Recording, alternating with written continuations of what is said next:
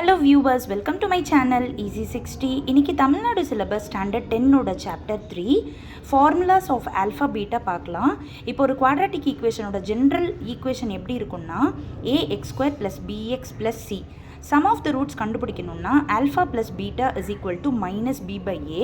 Product of the roots கண்டுபிடிக்கணும்னா alpha beta is equal to c/a. இப்போது இதில் base பண்ணி சில ஃபார்முலாஸ் படிச்சிடலாம்.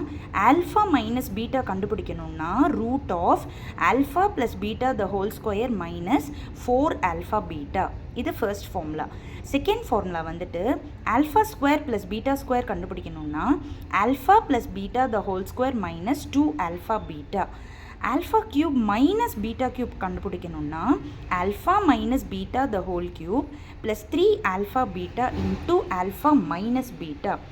இப்போது அடுத்தது alpha cube plus beta cube கண்டுபிடிங்க. இப்போது ஆல்ஃபா கியூப் மைனஸ் பீட்டா கியூப்னா இங்கேயும் ஆல்ஃபா மைனஸ் பீட்டா, இங்கேயும் ஆல்ஃபா மைனஸ் பீட்டா. இதே ப்ளஸ் வந்துச்சுன்னா alpha plus beta the whole cube minus 3 alpha beta into alpha plus beta. Alpha power 4 plus beta power 4. இதோட formula வந்துட்டு alpha square plus beta square த whole square minus 2 alpha square beta square.